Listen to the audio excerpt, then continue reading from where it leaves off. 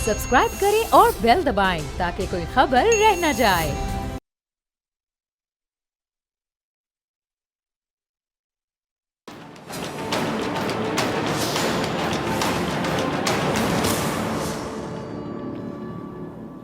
अस्सलामुअलैकुम, मैं हूं डॉक्टर फिजा खान और मैं हूं पाकिस्तान। निगरां हुकूमत के इक़्तिदार संभालते ही सियासी दर्जा हरारत नीचे आने लगा है।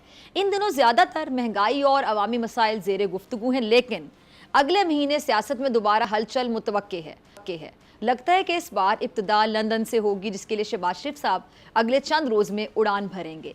वज़ारत उज़्मा का कलमदान छोड़ने के बाद ये उनका पहला दौरा होगा और इम्कान ये है कि लंदन एक बार फिर नून लीग की सियासत का गढ़ बन जाएगा। अच्छा, बहुत से लीगी रहनुमा पहले ही लंदन में हैं और बाकी अगले कुछ रोज़ में रवाना हो जाएंगे और यकीनन मरियम नवाज साहिबा भी इन मुलाकातों का अहम हिस्सा होंगी।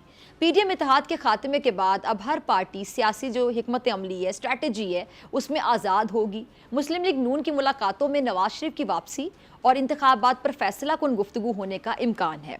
लीगी रहनुमा सितंबर में नवाज शरीफ की वापसी का इंदिया दे चुके हैं, जो सियासी मुबस्सिरीन के नज़दीक चीफ जस्टिस की रिटायरमेंट से जुड़ी हुई है। अब दूसरी जानिब आज चीफ जस्टिस उमर अता बंदयाल ने नैब तरामीम केस को अहम करार देते हुए ये कह दिया है कि वो केस का फैसला अपनी रिटायरमेंट से पहले सुनाएंगे, जबकि जस्टिस मंसूर अली शाह ने फुल कोर्ट बनाने की तजवीज़ दे दी है।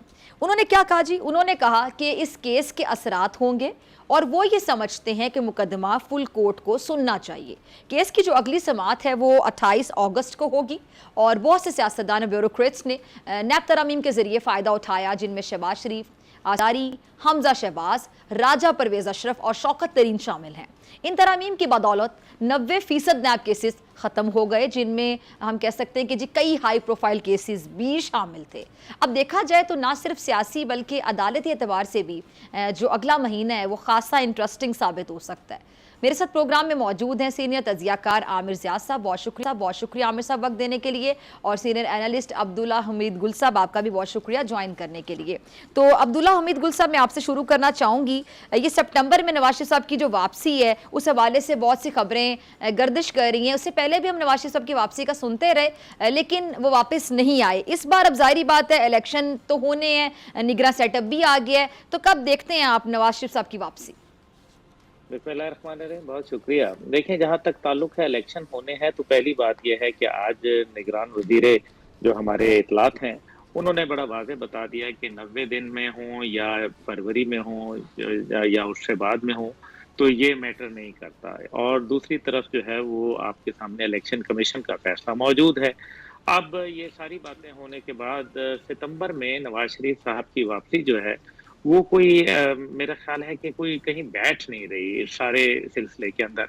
और नवाज शरीफ साहब ने वतन जो सबसे बेहतरीन उनके लिए टाइम था वो तो उनके भाई जब वजीर आजम के मसनद पर थे तो तब आना चाहिए था, तो वो तो आए नहीं उस टाइम पे। तो यानी कि कुछ फोर्सेस हैं जिसकी वजह से उनको वहां रहना पड़ रहा है। दूसरी बात यह है कि वो सितंबर इसलिए बोला जा रहा है कि बंदयाल साहब जो है वो रिटायर हो रहे हैं और 16 तारीख के बाद जो है वो शायद पांसा पलट जाए। लेकिन मैं नहीं समझता कि नवाज शरीफ साहब फिलहाल वतन वापस आने की गलती करेंगे, क्योंकि यह माहौल उनके लिए साजगार नहीं है। और ख़ास तौर पे जो पीडीएम की हुकूमत में जो कारकर्दगी थी हुकूमत की, वो आपके सामने है कि 18 खरब जो कर्जा जो है हम पे मजीद बढ़ा दिया गया है। और जो मुल्क के अंदर जो फ्यूल की प्राइसेस हैं, जो बिजली की हैं और इसी तरीके से गैस की हैं, जो मुल्क के अंदर लॉ एंड ऑर्डर की सिचुएशन है, जो इकोनॉमिक सूरत हाल है, वो आपके मतलब किसी को कहने की ज़रूरत ही नहीं है उस पर कि क्या हुआ क्या नहीं हुआ। अब ये आखिरी टाइम पे आके बिल्स वगैरह धड़ाधड़ पास कराए गए, लेकिन हकीकत यह है कि बिलावल भुट्टो ने जब तकरीर की तो उसके अंदर उन्होंने अपनी नाकामी का बड़ा वाज़ेह जो है वो एक्सेप्ट किया कि जी हम तो नाकाम हो गए, 16 महीने में हमारी कोई कारकर्दगी नहीं थी। ये डॉन की बाकायदा एक लीड लगी हुई थी। अब देखना यह है कि नवाज शरीफ साहब आए या ना आए, बात ये नहीं है। बात यह है कि निगरान हुकूमत के लिए चैलेंजेस बहुत सारे हैं। आज निगरान हुकूमत का कहना यह था कि जी हम इल्लामा इकबाल और कायदे आज़म के ख्वाब के मुताबिक पाकिस्तान को बनाएंगे। तो अल्लामा इकबाल का तो ख्वाब जो है वो खुद ही के ऊपर जो है मबनी है, वो तो शाहीन बनने की बातें करते हैं। और अल्लामा इकबाल जो है या कायदे आज़म मोहम्मद अली जिन्ना वो कश्मीर से गाफिल नहीं है। कश्मीर के ऊपर एक बहुत बड़ा कायद का जो एक फलसफा और जो उन्होंने 1000 साला जंग का इंदिया दिया था वो क्या था। तो इसका मतलब है कि कश्मीर के ऊपर अगर आपकी पॉलिसी वो नहीं होगी या आपकी कोई कमजोरी नजर आएगी। दूसरी बात यह है कि कायद तो बहुत ही, आपको पता है, वो तो काबीना को चाय भी नहीं पिलाने के रवादार थे। वो कहते थे घर से पी के आए और अपने ऊपर अखराजात भी जितने होते थे वो जाती जेब से करते थे, 1 रुपया तनख्वाह भी लिया करते थे। तो ये वो सारी बातें हैं। और फिर ये बड़ी बड़ी जो लीडरशिप थी इन्होंने तो दिया। कायद ने भी अपनी करोड़हा की जायदाद पाकिस्तान के नाम कर दी और लियाकत अली खान ने भी जो है सब कुछ अपना पाकिस्तान को जो है लुटा दिया पाकिस्तान पर। अब यहाँ सूरत हाल यकीनन मेरे ख्याल में कोशिश की जाए तो बहुत अच्छा हो सकता है, लेकिन सूरत हाल जो फिलहाल बन रही है मेरे ख्याल में निगरान हुकूमत के लिए बहुत सारे चैलेंजेस हैं, जिनमें मुआशी भी चैलेंजेस हैं, उसके अंदर पाकिस्तान का अंदरूनी इस्तेहकाम भी है, पॉलिटिकल पोलराइजेशन है, और इसी तरीके से जो सिस्टम पे लोगों का एतबार उठ गया है उस एतबार को कायम करना मेरे ख्याल में सबसे बड़ी वक्त की जरूरत है। लेकिन इस काबीना के अंदर जो लोग आए हैं, जिसमें जैसे वजीर सकाफत वगैरह, गो के वो बहुत अच्छे आदमी है, मैं उनकी जाती तौर पे कदर करता हूँ, लेकिन एक निगरान हुकूमत के अंदर वजीर सकाफत का मुझे कहीं बैठता हुआ नजर नहीं आ रहा।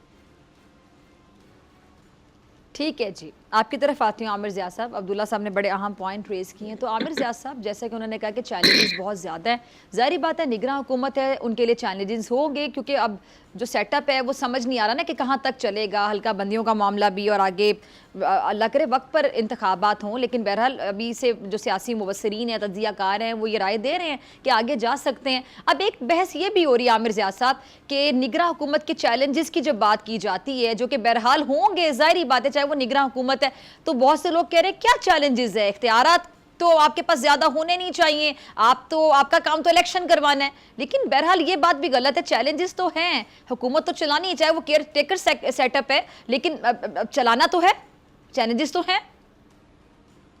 दुरुस्त फरमाया आपने कि चैलेंजेस बेशुमार हैं, और आप ये तवक्को नहीं कर सकते कि कोई हुकूमत जो है 6 महीने के लिए हो, 5 महीने के लिए हो कम अज कम, तो उसके पास वो बेख्तियार हो और वो अहम फैसले ना कर सके, तो ये बड़ा सवाल नहीं ना सकता, एक दिन के लिए भी बेख्तियार नहीं हो सकती।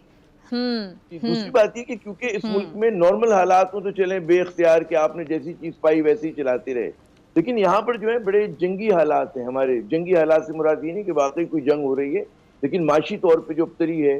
फिर जैसे कि अभी अब्दुल्ला साहब ने कहा कि लोगों का एतमाद जो है इदारों पे, पार्लियामेंट के ऊपर और दीगर इदारों के ऊपर जो है सवालिया निशान बना हुआ है। वो कहते हैं कि जी ये लोग किस तरह के फैसले कर रहे हैं, नैब के ऊपर कर रहे हैं, FIA पर उनका सवालिया निशान है, तो वो भी एक बहुत बड़ा सवाल है। लेकिन आपने जो शुरू में कहा था फिजा, आपने कहा कि जी ये निगरान हुकूमत के आते ही जो है कुछ महाजराई में कमी आई। मैं इसको मैं, अगर आप इजाजत है, मैं फ्रेज यूं करूंगा कि PDM हुकूमत के जाते ही महाजराई में कमी आई, ठीक है ना। मैंने कहा मैं अगर उसको पैराफ्रेज करूं, और चलें ऐसे कह लें, उसकी बड़ी वजह ये है, उसकी बड़ी वजह उससे मैं एक आध नाम पर वो इतराजात हों उसके ऊपर हो, लेकिन अगर आप ओवरवेलमिंग देखें तो ये एक बड़ी मुनासिब केयर टेकर गवर्नमेंट है। और असल चीज होती है कि कैप्टन कौन है। अब कैप्टन में अनवारुल्लाह काकड़, मैंने आपके प्रोग्राम में जब वो नॉमिनेट हुए थे उस वक्त ये अर्ज किया था कि वो एक बहुत बेहतर नाम आए, और वो खिलाफ तवक्को नाम यकीनन था, लेकिन साथ साथ लोग उनके बारे में जो जानते हैं, उनको बनफ्स नफीस जानते हैं, उनके बारे में शोहरत सुनी है कि मिडिल क्लास के हैं, एक ऐसे माशरे से, एक ऐसे सूबे से आए जहाँ पे सरदारों की हाकमियत होती है, वहाँ पे मिडिल क्लास आ गया है, तो एक बड़ी खुशाइन बात है। सॉरी आमिर ज़िया साहब, मैं आपकी बात काट रही हूँ, ये पॉइंट रह ना जाए। आपकी गुफ्तगू में से एक सवाल मेरे जहन में, नाजरीन के जहन में, मैं चाहूंगी कि आप उस पर भी साथ ही जरा ऐड करके तज्जिया कर दें कि आपने खुद ही जिक्र कर दिया काकड़ साहब का, फिर बलोचिस्तान से उनका ताल्लुक है, और बलोचिस्तान के हवाले से जब भी बात की जाती है तो ये कहा जाता है एहसास महरूमी के हवाले से बात की जाती है, तो ये बड़ा खुश आइंद फैसला कह लें या एक पॉजिटिव, इंतहाई अच्छा एक जेस्चर कह लें, लेकिन इस पर भी इख्तलाफात सामने आ रहे हैं, जिसको देखकर मुझे एटलीस्ट बड़ा अफसोस हो रहा है। मतलब ये एक बड़ा पॉजिटिव, बड़ा अच्छा जेस्चर है उनका नाम आना बतौर निगरान वजीर आजम, और वो निगरान वज़ीर आज़म हैं। फिजा जो इख्तिलाफात की आप निशानदेही कर रही हैं वो बहुत ही मामूली नौयत के हैं। या मैं अगर पहले अर्ज करूं कि जो ओवरवेलमिंग एक मरकजी धारे का पाकिस्तान है, उसने इस बात को, उस पर तालियां बजाई हैं, खुशामदेद का इस फैसले को, ठीक है ना। अब यहाँ पर अगर मेंगल साहब की पार्टी इतराज कर रही है तो वो वहाँ की सूबे की अपनी सियासत है, और मेंगल साहब का एक मिजाज है कि वो PDM हुकूमत के साथ थे, तो उन्हें कोई ना कोई इख्तिलाफी झंडा जो है लहराना है। फिर वो खुद सरदार है, वो सोचते होंगे यार ये मिडिल क्लास का शख्स आ गया, और ये ऐसा शख्स है काकड़ साहब کہ جہاں جب وہ صوبہ بلوچستان کی سیاست ہوتی ہے تو اس پہ ان کا بڑا اختلافی نوٹ بڑا مضبوط ہے. جو تنگ نظر قوم پرست ہیں ان کے مقابلے میں آپ دیکھیں کہ ان کا اختلافی نوٹ بڑا مضبوط ہے. پھر ڈاکٹر عبد المالک جیسے جو میانہ روی کے قائل ہیں, قوم پرست جو سابق سی ایم بھی تھے بلوچستان کے, انہوں نے تو بڑا ویلکم کیا. وہ بھی قوم پرست ہیں اور وہ بھی مڈل کلاس کے شخص ہیں, ٹھیک ہے نا. تو وہاں پر جو ہے ایک تو یہ بات ہوگی. دوسری بات یہ کہ جہاں پہ کاکڑ صاحب بلوچستان کے مسئلے کو بڑا تناظر میں ہائی لائٹ کرتے ہیں, وہاں پر ان کی سیکیورٹی کے معاملات میں بڑی گہری نظر ہے, بین الاقوامی تعلقات ان کی گہری نظر ہے, اور وہ بلوچستان کے اندر بیٹھ کر وہاں پہ جو انہوں نے مقدمہ لڑا ہے پاکستان کا, ریاست پاکستان کا, وہ میرے خیال میں بڑی ایک یادگار اننگز کھیلی ہے انہوں نے. کیونکہ مجھے یاد ہے کئی مرتبہ ہمارے پروگرام میں بھی شریک ہوتے تھے, میں اس زمانے میں دوسرے چینل کے لیے پروگرام کیا کرتا تھا, اور وہ دور تھا کہ لوگ بہت شور مچاتے تھے اس بات میں. میں نے ہمیشہ دیکھا کہ کاکڑ صاحب بڑے تناظر میں چیزوں کو پیش کرتے ہیں. پھر آپ ان کی کابینہ کے دیگر ممبران کی طرف آئیں. دیکھیں دو ہمارے لیے بہت ہی اہم ترین وزارتیں ہیں.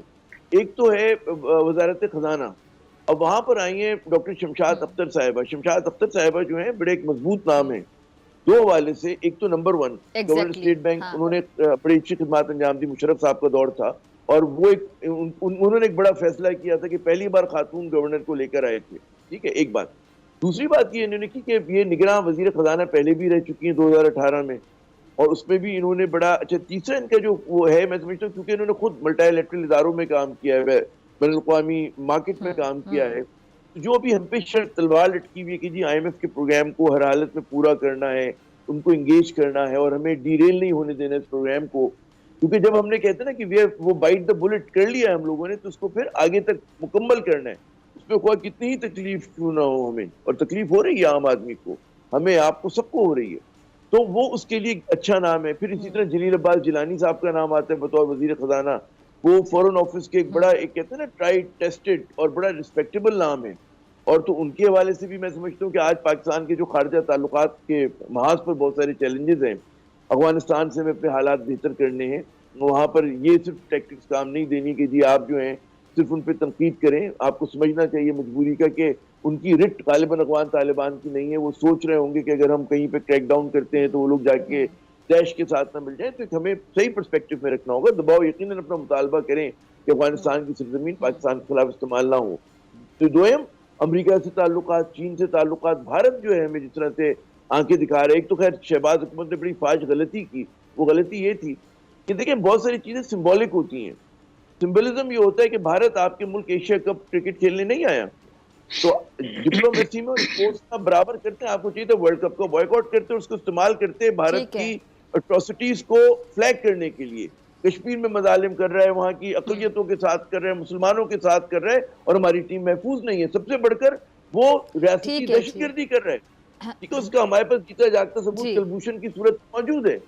تو ہم لوگوں کو میرے خیال میں, مجھے نہیں پتا ان کا کیا سٹانس ہوگا, تو وہ ایک ہے. تو میں یہ سمجھتا ہوں کہ بالعموم آپ کا سوال نواز شریف والا رہ گیا, میں آگے اس پہ بات کروں گا, لمبی ہو جائے گی ورنہ بات. جی جی جی جی ٹھیک ہے, ذرا جلدی سے کامنٹ کر دینا پھر عبداللہ صاحب کی طرف. نواز شریف صاحب پھر کیا واپس آ رہے ہیں؟ نواز شریف صاحب کا میں کہتا ہوں, دیکھیں نواز شریف صاحب جو ہے نا وہ 20ویں صدی کا مسئلہ ہے, اس کو 21ویں صدی کے پاکستان پہ بطور حل آپ مسلط نہیں کر سکتے.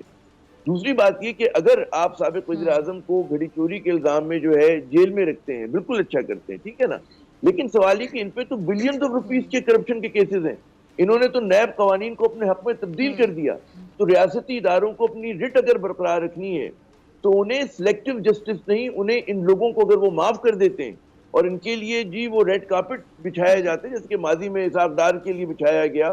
ایک مطلب ہے وہ نومینیٹڈ ایبسکونڈر آدمی تھا, ٹھیک ہے, اور اسی طرح شہباز شریف ان کے بچوں کے لیے پتہ چلا تمام کے تمام جو ہیں چھوٹ گئے. تو یہاں پر, اور اب مجھے لگ رہا ہے کہ غالباً جو سپریم کورٹ کی چیف جسٹس صاحب نے کہا کہ نیب پہ وہ اگر فیصلہ کرتے ہیں, پھر وہ نیب کے قوانین پہ پھر نیب اگر حرکت میں آتی ہے, اس کو سپورٹ ہوتی ہے ہمارے اداروں کی, تو وہ بڑی ایک ون ون سچویشن ہوگی پاکستان کے لیے. آپ کو کرپشن کے خلاف اپنا محاذ کم نہیں کرنا, اور اس کے لیے دیکھیں انوار الحق کاکڑ پہ لوگ کیوں تالیاں بجا رہے ہیں, یہ کر رہے ہیں نا کہ ان پہ ان کا کوئی ماضی نہیں ہے. اب آپ لے کر آ جائیں, مطلب ہے نواز شریف صاحب ان کی بیٹی جو ہیں وہ ایک پٹ آف کے لیے نا, ٹھیک ہے جی جی چلیں پھر مزید بات کریں. اچھا عبداللہ گل صاحب, آپ نے عامر زیاد صاحب کو بھی سنا, کچھ ایڈ بھی کرنا چاہیں؟ عبداللہ گل صاحب, یہ کچھ مبصرین کا یہ کہنا ہے, ان کی رائے ہے کہ آئندہ آنے والے کچھ دنوں میں سیاسی جماعتیں شاید یہ جو نگراں حکومت ہے ان کے خلاف بیانیاں بناتی ہوئی بھی نظر آئیں گی. کچھ مبصرین یہ بات کر رہے ہیں, یعنی آگے جا کے کوئی تنقیدی رویہ بھی دیکھنے میں آ سکتا ہے. آپ اس بات سے اگری کرتے ہیں؟ ڈاکٹر فضا صاحبہ دیکھیں, بڑی جو ہے وہ خیر حاصل گفتگو ہوئی ہے, اور بالکل صرف آپ نے ابھی نگران حکومت کی بات کہی ہے. اب جو اچھے اقدامات ہوں گے وہ نگران حکومت کے طرف جو ہے وہ چلے جائیں گے, یعنی کہ تالیاں تمام جو ہے وہ نگران حکومت کو ملیں گی.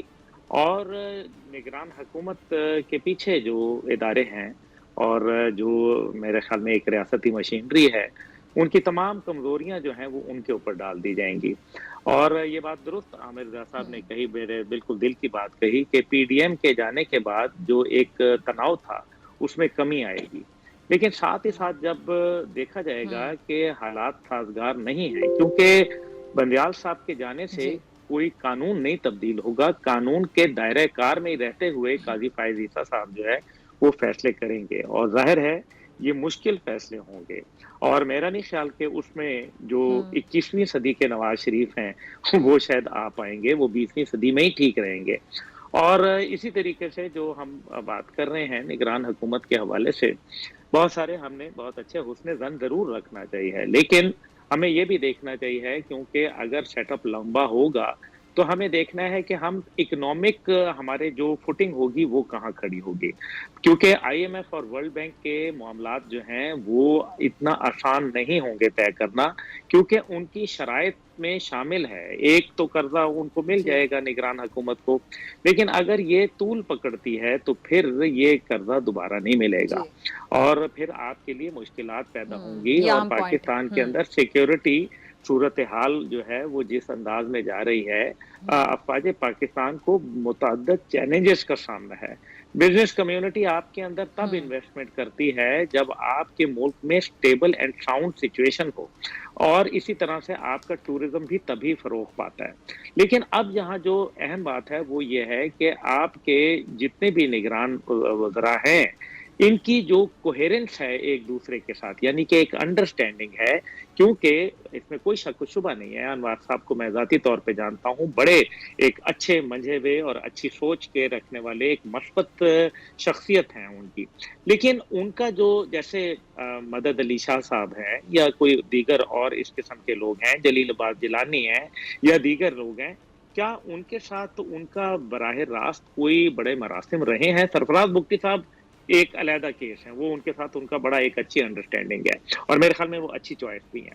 لیکن ساتھ ہی ساتھ دیکھنے والا ہے کہ جب تک آپ کی انڈرسٹینڈنگ باقی لوگوں کے ساتھ ڈیولپ ہوگی تب تک ٹائم کتنا گزر جائے گا, اور کیا پاکستان کے پاس ٹائم ہے اس ٹائم پہ. اور پھر دوسری بات, ٹائم کی بات کی عبداللہ صاحب, ٹائم بریک کا ٹائم, یہ دوسری بات اگر آپ مجھے دیں, بریک کا ٹائم ہے. جی پلیز جی جلدی سے کمپلیٹ کریں. میں جلدی سے اس کو 30 سیکنڈ میں دیکھیں جو سب سے بڑی بات ہے وہ یہ ہے کہ یہ جو ساری صورتحال ہے اس کا نتیجہ یہ نکلے گا کہ جب سیاستدانوں کو یہ پتہ چلے گا کہ الیکشن میں میرے خیال میں وقت آ گیا ہے, تو پھر وہ نہ صرف جو ریاستی ادارے ہیں ان کو زبردست نشانہ بنائیں گے, بلکہ جو موجودہ نگران حکومت ہے اس کو بھی بنائیں گے. اور کیونکہ یہ ٹیکنوکریٹ زیادہ ہیں, ان کی گراؤنڈ کے اوپر جو ہے وہ مضبوطی نہیں ہے, تو اس وجہ سے ان کا جو گراؤنڈ میں پروٹیکٹ کرنے والے ہیں وہ کوئی نہیں ہوگا. ٹھیک ہے جی, میرے ساتھ موجود ہیں, آپ سے ملاقات ہوگی شارٹ بریک کے بعد.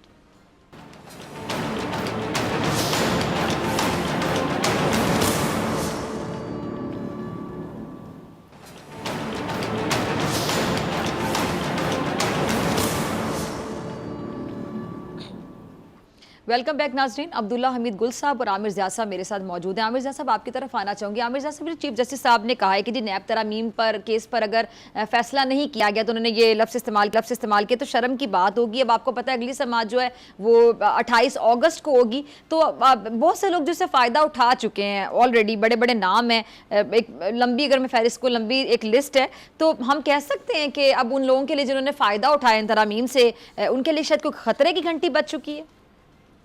دیکھیں, اگر کوئی بھی کہتے ہیں نا کہ لیجسلیشن آئین کی اسپرٹ کے خلاف ہوگی اور اس کو ختم کیا جائے گا تو پھر وہ ختم ہو جائے گی. اور آپ دیکھیے گا کہ اس فیصلے کے اوپر بھی قوم جو ہے بالعموم اس کو سراہے, بڑا اس کو ویلکم کرے گی. اگر اس طرح کا کوئی فیصلہ ہوتا ہے تو یقیناً آپ نے بالکل درست فرمایا. اچھا دوسری بات ہمیں سمجھنی چاہیے کہ جو لیجسلیشن ہے یہ 99.999% پاکستانیوں کا مسئلہ نہیں ہے. یہ پوائنٹ پتہ نہیں کتنے 0.01% کا بھی نہیں ہوگا, کچھ درجن لوگوں کا مسئلہ ہے. یہ نیب کے قوانین اس نے پوری پاکستان کو یرغمال بنایا ہوا ہے, کیونکہ بھائی یہ خاندان ہے, ان کے حالی موالی ہیں, اور یہ کتنے لوگ ہوں گے, مطلب 100 150 آئی ڈونٹ نو, ہو سکتے سے بھی کم ہو سکتے, 150 زیادہ ہوں. تو ان لوگوں کے خلاف اگر کوئی بھی کارروائی ہوتی جنہوں کے بلینز آف روپیز کے انہوں نے منی لانڈرنگ کی ہے, یہ لوگ منی پیل دینے میں ناکام ہوئے ہیں. یا تم یہ تسلیم کر لیں فضا صاحبہ کہ اس ملک میں کبھی کرپشن نہیں ہوئی, 90 کی دہائی سے لے کر اب تک جو ہے یہ بڑے پاک باز لوگ تھے. اور پھر ہماری بربادی کا ہم حساب کس سے لیں گے پاکستان کی؟ پاکستان جو اس حالت میں ہے وہ کس کی کون ذمہ دار ہے اس کی؟ تو یقیناً یہ چند مٹھی بھر خاندان ہے جو موروثی سیاست کے امین ہے ریاست کے اندر, جو جمہوریت کی نفی ہے, جمہوری اسپرٹ کی نفی ہے, آئین کی نفی ہے. تو اس میں اگر کوئی فیصلہ آتا ہے تو میں سمجھتا ہوں اس کو نہ صرف پوری قوم اس کو سراہے گی, اس کو ہمارے ادارے جو ہیں اس پہ تالیاں بجائیں گے, بلکہ میں اس کے اوپر جو ہے یہ ایسا نہیں ہوگا کہ کل کو قاضی فائز آ جاتے ہیں تو وہ انڈو کر دیں گے. جیسا کہ ہمیں سمجھنا چاہیے کہ قانون تو قانون ہوتا ہے, شخص کے آنے جانے سے فرق نہیں پڑتا. تو اگر نواز شریف صاحب کے کہیں ذہن میں کہیں ہے کہ جی اگر یہ چلے جائیں گے بندیال صاحب اور قاضی فیض آ جائیں گے اور اس کے بعد جناب وہ آنکھیں بند کر کے ان کو ریلیف دے دیں گے اور ان کے ساتھ پھر وہی حادثہ ہوگا, یا ایک کہتے ہیں نا جس طرح حدیبیہ پیپر مل کا کیس ختم ہو گیا تھا جس کا لوگ آج بھی مذاق اڑاتے ہیں, اوپن اینڈ شٹ کیس تھا, پیناما سے بڑا اسکینڈل تھا وہ 1.2 بلین روپیز کا, ٹھیک ہے نا, تو اس کو ختم کیا گیا. تو بار بار اس طرح کے حادثے نہیں ہوں گے پاکستان میں. اگر ہوں گے تو لوگوں کا اعتماد جو ہے اداروں پہ سے ختم ہو جائے گا. تو اداروں کو اگر اپنا اعتماد بحال کرنا ہے تو انہیں کرپشن کے خلاف جھنڈا کھولنا پڑے گا.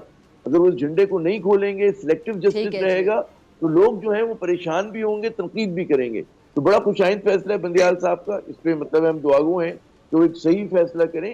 اور جو ہمارے آئین کے ساتھ ایک مطلب مذاق ہوا, ایک ادھوری اسمبلی نے اس طرح کی لیجسلیشن کی, تو یہ تو انہوں نے کبھی, آپ بتائیں نا, ایک عوام کے لیے کوئی قانون سازی کی ہو تو ہم اس پہ کہیں کہ جی ساری جو بھی قانون سازی ہوئی ہے پچھلے 16 ماہ میں وہ تمام کے تمام چند افراد کو فائدہ پہنچانے کے لیے. جی عبداللہ صاحب یہ سوال لے کے میں آپ کی طرف آنا چاہوں گی, آپ کا اس پہ کامنٹ.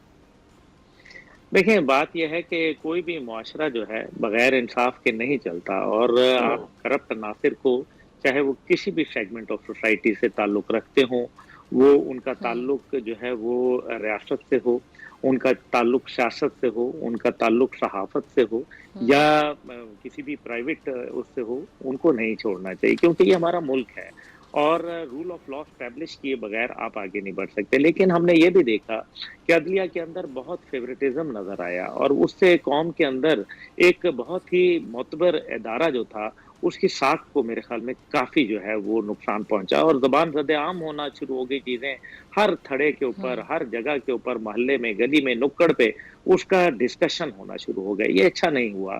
اس سے نتیجہ یہ ہوا کہ جو ایک مطلب لوور کورٹس ہیں اور جو پھر ہائر کورٹس ہیں ان کے اندر ایک میرے خیال میں ایک بڑی واضح بائیفرکیشن جو ہے وہ دیکھنے میں آئی. اب یہاں یہ ہے کہ میرے خیال میں انصاف کے تقاضے صرف آئین اور قانون کے مطابق اگر طے کیے جائیں, شخصیت کو نہ دیکھا جائے, کیونکہ کوریا کے جو وزیر اپنا جو صدر تھیں ان کو باقاعدہ ہم نے دیکھا کہ ایک معمولی سی کیس کے اندر جو کہ ان کی دوست کے اوپر تھا, اس کے اوپر نہ صرف ان کو صدارت سے ہٹا دیا گیا بلکہ ان کو جو ہے باقاعدہ ہتھکڑی لگا کے قیدیوں والے کپڑے پہنا کے جو ہے وہ لائے گئے. اور یہ ساؤتھ کوریا کی بات کرو, اور زیادہ پرانی بات نہیں ہے, یہ بھی 2-4 سال پہلے کی بات ہے, اور وہ ایک خاتون بھی تھی. اس لیے جو آپ جو ابھی جو بھی فیصلے آ رہے ہیں دیکھیں نا, پھر آئندہ آنے والے وقتوں میں چیلنج بھی ہوں گے. اور جس طریقے سے حکومت ماضی کی جو حکومت تھی ابھی پی ڈی ایم کی, انہوں نے بہت سارے عجلت میں کئی بل پاس کیے, اور ان بلوں کے اوپر بھی میرے خیال میں ابھی لے دے ہونا شروع ہو جائے گی. لیکن اصل حقیقت یہ ہے کہ اس قوم کو جو ہے وہ کچھ ریلیف چاہیے, اور وہ ریلیف چاہے اگر انٹرم حکومت, جو کہ میں سمجھتا ہوں کہ ایک تجرباتی جو ہے وہ یہ ایک طور کے اوپر ہم دیکھیں گے انشاءاللہ, اور ہم کو چاہتے ہیں, یہ دعا کرتے ہیں کہ اللہ تعالیٰ یہ جو تجربہ ہے یا یہ جو ایک انٹرم کے اندر اچھے لوگ جو آئے ہیں یہ کچھ ایسا کر دکھائیں جو پاکستانی غریب آدمی کو ریلیف دے دے. لیکن اگر آپ کو ریلیف نہیں ملتا تو پھر یقین مانیے کہ آئندہ آنے والے وقتوں میں ایک بہت بڑا कोहराम जो है वो खुदा न खास्ता मच सकता है और अवाम नास जो है वो बागी हो सकती है। यूथ जो है उसको आपको एंगेज करना बड़ा जरूरी है पॉजिटिव एक्टिविटीज के अंदर। ई कॉमर्स के अंदर मेरे ख्याल में एक बहुत अहम उसका नुक्ता है, हमारे लोगों को आईटी से, जिस तरह हमारे आर्मी चीफ साहब ने एक विजन दिया एग्रीकल्चर का, SIFC का और इसी तरीके से जो आईटी का और मिनरल्स का, लेकिन हमें इसके लिए मिनरल्स को हमने जब यहाँ निकालेंगे तो साथ उनको रिफाइन भी करेंगे। अगर रिफाइन करेंगे तो वही कीमत जो आपको $1000 किलो अभी मिल रहा है वो आपको एक जो है वो $1000 पे चली जाएगी किलो के ऊपर। तो ये बड़ा जरूरी है, लेकिन ये सारा काम इमीडिएट नहीं होगा। ये सारा काम जो है बगैर जो बैरून मुल्क पाकिस्तानी बैठे हैं उनको कॉन्फिडेंस में लिए बगैर नहीं होगा। हमारे अंदर के लोगों में तब ही कॉन्फिडेंस आएगा जब उनको सुख का सांस मिलेगा। आम आदमी जो है वो तब आपकी तारीफ करेगा, आपकी सपोर्ट में खड़ा हो जाएगा जब उसके लिए रोटी रोशनी और रोजगार का बंदोबस्त होगा, उसकी हिफाजत कफालत और अदालत के मामलात तय होंगे, उसको जो है वो नजर आएगा कि हाँ हम जिस जमहूरी निज़ाम को पूजा करते आए हैं ये जमहूरी निज़ाम तो फारिग हो गया है। डॉक्टर फिजा, ये आमिर साहब इसके ऊपर जरूर कमेंट करेंगे, मैं चाहूंगा कि उनका कमेंट सुनूं, लेकिन हकीकत यह है कि रियासत और पाकिस्तान में हमने देखना है कि पाकिस्तान की रियासत ज्यादा मुकद्दम है या पाकिस्तान की सियासत ज्यादा मुकद्दम है। खुदा के लिए पाकिस्तान की रियासत को देखें, तरजीह दें, ना कि पाकिस्तान की सियासत को। ठीक है जी। अब्दुल्ला हमीद गुल साहब और आमिर ज़िया साहब, आप दोनों के वक्त का बहुत नाज़रीन, आपसे मुलाकात होगी ब्रेक के बाद, और ब्रेक के बाद मैं दिखाऊंगी आपको भारत का मकरू चेहरा।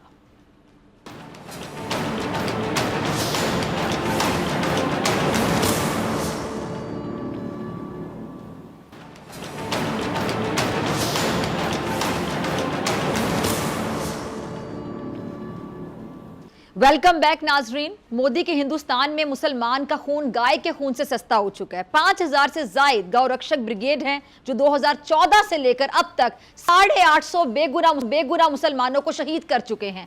इस साल 15 फरवरी को राजस्थान में देखा गया कि 2 मुसलमानों को इसी गौरक्षक गिरोह ने जिंदा जला डाला और बेशतर गिरोह बीजेपी के इत्तेहादी और हिमायत याफ्ता हैं। ऐसा कहना है ह्यूमन राइट्स वॉच का। निहत्ते मासूम मुसलमान ही नहीं बल्कि इनके जो दलित जात के जो हिंदू हैं वो भी, उनके लिए जमीन तंग होती चली जा रही है, वो भी इनसे महफूज नहीं है। भारतीय यौम आज़ादी पर रियासत उत्तर प्रदेश में कमसिन दलित लड़की के साथ ऊंची जात के हिंदुओं ने इज्तिमाई ज्यादती की और शदीद तशद्दुद का निशाना बनाया, और ये सब वजीर आला योगी आदित्यनाथ की सरपरस्ती में हो रहा है, जो अकलियतों और दलित जात का जानी दुश्मन बन चुका है। हिंदुस्तान के इस मकरू चेहरे से प्रोग्राम में आज हम पर्दा उठाएंगे। मेरे साथ मौजूद हैं हमारे ब्रिगेडियर रिटायर्ड राशिद वली साहब। ब्रिगेडियर साहब बहुत शुक्रिया ज्वाइन करने के लिए, वक्त देने के लिए। ब्रिगेडियर साहब, ये जुल्म हो रहा है हिंदुस्तान में और वहां पर गाय के खून से ज्यादा मुसलमान का खून अर्जा है। आलमी ताकतें जुल्म पर खामोश क्यों है, क्या समझ आती है आपको? देखिए, आलमी ताकतों की खामोशी तो साफ जाहिर है कि ये जियो पॉलिटिक्स का शाखसाना है।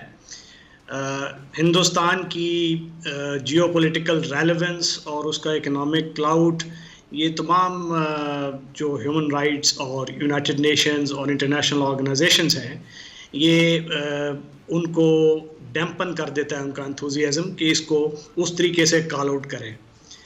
अब दूसरी बात यह है कि ये अमल हो क्यों रहा है, आई थिंक इसकी तरफ देखने की बहुत गौर से ज़रूरत है। अब सारी दुनिया ने देखा है कि मोदी साहब यूनाइटेड नेशंस जाते हैं, वहाँ पे जाके वो योगा आश्रम करते हैं और एक स्पिरिचुअल लीडर के तौर पे अपने आप को हिंदू पीसनिक वो इमेज देने की कोशिश करते हैं, बट दर हकीकत चेहरे पे खून लगा है और योगा से वो खून पहुँच रहा है। तो ये एक बहुत बड़ी पैराडॉक्स है, बहुत बड़ी कॉन्ट्रडिक्शन है, क्योंकि वो जिस आइडियोलॉजी के पैरोकार हैं, हिंदुत्व आइडियोलॉजी, उसके जो आइडियोलॉग्स थे सावरकर और गोलवालकर, वो ये कहते हैं कि हिंदुस्तान सिर्फ हिंदुओं के लिए है और वो लोग सिर्फ यहाँ रहने के जिनको हक हासिल है, जिनकी होली लैंड्स यहाँ पे हैं, और मुसलमान, کرسچینز اور ایون باقی جو مذاہب ہیں ان کا انلیس کہ وہ اپنا پاسٹ، اپنی تاریخ، اپنا مذہب، اپنی روایات، اپنا کلچر وہ کمپلیٹ اس سے چھٹکارا نہ حاصل کر لیں، وہ ہندو دائرے میں نہیں آ سکتے.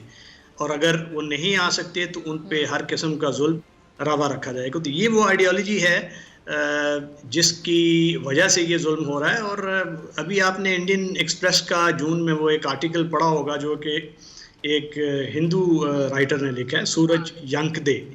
تو اس میں ایک چیز جو بڑی ہوش ربا ہے وہ یہ کہتے ہیں کہ یہ ہم تو دالتس جو ہیں، جو کہ شیڈولڈ کاسٹ جن کو کہا جاتا ہے، جو کہ ہندو مذہب کی جو 4 کاسٹس ہیں ان سے بھی نیچے والی، جس کو پنچمی کاسٹ کہتے ہیں، وہ اس کا حصہ ہے. تو ان کو تو انسان ہی نہیں سمجھا جاتا، اور ان کے خلاف کہتے ہیں لکھتے لکھتے ہمارے حواس شال ہو گئے ہیں. اور مگر یہ 50,000 سے زائد ہر سال یہ انسیڈنٹس روا رکھے جا رہے ہیں دالتس کے ساتھ، بیکاز یہ جو ناانصافی ہے، یہ جو ظلم ہے، یہ تو ان کی جو مذہب کی جو آئیڈیالوجی ہے، کاسٹ سسٹم ہے، اور اس کا جو اپوجی ہے، جو بی جے پی آئیڈیالوجی ہے جس نے آر ایس ایس سے وہ اسٹرینتھ لی ہوئی ہے، اس نے اس ساری مذہبی منافرت کو فروغ دیا ہوا ہے. تو یہ چونکہ اس کا ایک انسٹیٹیوشنلائزڈ اور سسٹمک حصہ ہے، تو اس لیے دالت بیچارے ان کی حالت تو ایک جو نارتھ امریکہ میں ریڈ انڈینز ہوتے ہیں ان سے بھی بدتر ہے. ٹھیک. اچھا بریگیڈیئر صاحب، پھر یہ جو سیکولر انڈیا خود کو کہتے ہیں تو کہلوانا بند کر دیں، کیونکہ سیکولر کا مطلب کیا ہوتا ہے؟ یہ تو پورے نہیں اترتے اس معنی پہ. جی، یہ سیکولر اور نان سیکولر کی ڈیبیٹ بہت پرانی ہے. یہ تو 1925 میں جب یہ اس کی روایت رکھی جا رہی تھی آر ایس ایس اور اس آئیڈیالوجی کی، تو پیپل لائک ساورکر جو کہ آئیڈیالوگس ہیں اس کے، انہوں نے ایک کانسیپٹ دیا تھا کہ ہندو nationalism which is based on Hindu culture, not only religion but culture، کہ جو مذہب ہوگا، گلے میں مالا پہنے گا، سر منڈوائے گا، ہندو کی طرح رہے گا، دیوی دیوتا کی پوجا کرے گا، تو وہ تصور ہوگا کہ ہندو دائرے میں. ٹھیک ہے. اچھا بریگیڈیئر صاحب، وہاں کے ووٹر کی نفسیات آپ کو کیا سمجھ آتی ہے کہ کس قسم کی نفسیات ہیں ان کی؟ کہ ہم دیکھتے ہیں کہ انتخابات سے پہلے بھی جب بھی کوئی الیکشن کیمپین ہوتی ہے یا وہاں پر ووٹ بینک ان کا اسٹرانگ کنسیڈر ہوتا ہے، جو جتنا مسلمانوں کا خون بہاتا ہے، جتنے مسلمانوں کے ساتھ ایسے واقعات پیش آتے ہیں، انفیکٹ پاکستان پر جتنی تنقید کی جاتی ہے اس کو اتنا ووٹ ملتا ہے. اب یہ یوگی آدتیہ ناتھ کی اگر ہم بات کریں تو ایک ظالم شخص ہے، اور مودی کو بھی اگر میں گجرات کا قصاب کہوں تو غلط نہیں ہوگا، وہاں کا پرائم منسٹر ہے. تو وہاں پہ مسلمانوں سے نفرت کرنے والا اور پاکستان کے خلاف زہر اگلنے والے کو ووٹ ملتا ہے. یہ کیا نفسیات ہے؟ اس کی وجہ دیکھنے کے لیے آپ کو تھوڑا تاریخ میں جانا پڑے گا، کیونکہ ہندو نفسیات میں جو غلبے کی خواہش وہ اس طرح سے مضمر ہے کہ انہوں نے دیکھا کہ 1000 سال سے ان پہ حکومت کی جا رہی تھی. وہ ایک ریویژنسٹ نیریٹو دیتے ہیں کہ ویدک ٹائمز کا، اس کے بعد ہندو ایک بہت بڑی سویلائزیشن تھی، وہ اپنے ٹیکسٹ بکس کو ری رائٹ کر رہے ہیں، اور وہ یہ تک کہہ رہے ہیں کہ اس ہزاروں سال پہلے بیفور کرائسٹ جو ہم پلاسٹک سرجری کی بھی ہمیں ایکسپرٹیز حاصل تھی، راکٹس بھی چاند پہ جا رہے تھے. وہ اس قسم کی مائتھولوجی ہے جس پہ دیٹ بیگرز بلیف. اچھا، اب اس پہ جب وہ عمل پیرا ہوتے ہیں تو وہ لوگوں کے ذہنوں پہ ایک ایسا امیج پیدا کر دیتے ہیں کہ as if they are the saviours and others they were the conquerors, اور ان سے نجات دلانا یہ سب سے بڑا ان کا آبجیکٹو ہے. بریگیڈیئر ریٹائرڈ راشد، آپ کے وقت کا بہت شکریہ، اور اسی کے ساتھ مجھے دیجیے اجازت. آپ سے ملاقات ہوگی انشاءاللہ پیر کے روز، سیم ٹائم سیم چینل. اگر زندگی نے وفا کی، دعاؤں میں یاد رکھے گا، اپنا بہت خیال رکھے گا. اللہ نگہبان.